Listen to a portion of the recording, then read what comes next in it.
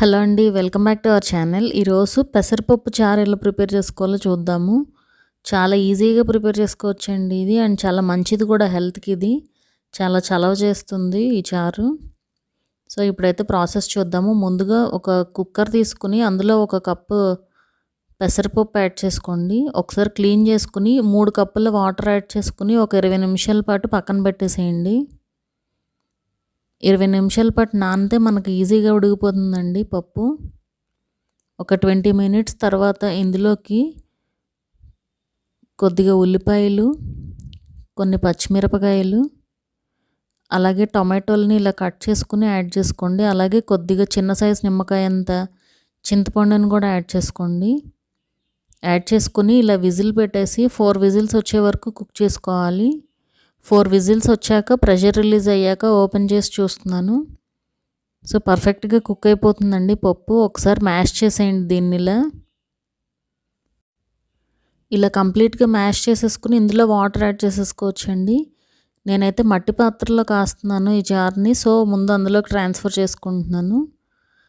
ఇది ముందు అయితే వాటర్ యాడ్ చేసేసుకుంటున్నాను. స్టవ్ పైన ఒట్టిగా పెట్టకూడదండి మట్టి పాత్రని. సో ముందు వాటర్ యాడ్ చేసేసుకుని ఈ పప్పుని ట్రాన్స్ఫర్ చేసుకుంటున్నాను.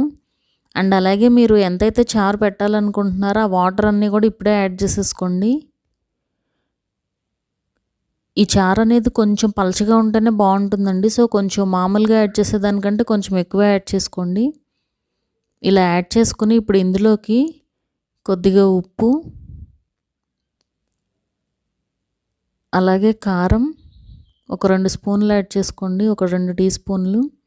అలాగే ఒక 1/2 స్పూన్ పసుపు, అలాగే కరివేపాకు యాడ్ చేసుకొని ఇలా ఒక 5 మినిట్స్ పాటు బాయిల్ చేసుకోవాలి. ఇవి ఒక పక్కన కాగుతూ ఉన్నప్పుడు మనం ఈలోపు పోపుకు రెడీ చేసేసుకుందాము. ముందుగా ఒక ప్యాన్ తీసుకుని అందులో ఒక ఆయిల్ యాడ్ చేసుకుని ఎండుమిరపకాయలు, ఆవాలు, జీలకర్ర యాడ్ చేస్తే సరిపోతుంది. అలాగే కరివేపాకు, వెల్లుల్లిపాయలు కూడా యాడ్ చేసుకోవచ్చండి ఇందులో. వెల్లుల్లిపాయలు తక్కువ వేసినా కూడా బాగుంటుంది టేస్ట్. సో ఇలా అన్నీ కూడా యాడ్ చేసుకుని తీసుకుని వెళ్ళి అందులో యాడ్ చేసేయండి చారులోకి. యాడ్ చేసుకుని ఒక్కసారి మిక్స్ చేసుకుని ఒక 10 నిమిషాల పాటు కుక్ చేసుకోవాలి. ఇది నేను నార్మల్ టైమింగ్స్ చెప్తున్నానండి. మీరు నార్మల్ ప్యాన్స్లో కుక్ చేసుకోవడానికి. ఈ మట్టి పాత్రలో అయితే కొంచెం టైం అయితే పడుతుంది. కాకపోతే టేస్ట్ చాలా బాగుంటుందండి వీటిల్లో వండుకోవడం వల్ల. ఇవి మట్టి పాత్రలు సీజనింగ్ ఎలా చేసుకోవాలో అండ్ అలాగే కుక్ చేసిన తర్వాత వీటిని ఎలా క్లీన్ చేసుకోవాలో నేనైతే ఒక వీడియో చేశానండి. ఆ వీడియో లింక్ అయితే డిస్క్రిప్షన్లో ఉంది, ఒకసారి చెక్ చేయండి. సో ఇప్పుడు మన చారు 10 నిమిషాల తర్వాత ఫైనల్గా కొత్తిమీరతో గార్నిష్ చేసుకున్నామంటే రెడీ అయిపోతుంది.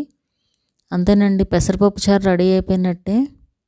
మా వీడియో కనుక మీకు నచ్చినట్లయితే సబ్స్క్రైబ్ చేసుకోండి. అలాగే ఆ పక్కనుండే బెల్ ఐకాన్ కూడా క్లిక్ చేయండి. సో దట్ మా అప్డేట్స్ అన్నీ మీకు వస్తూ ఉంటాయి.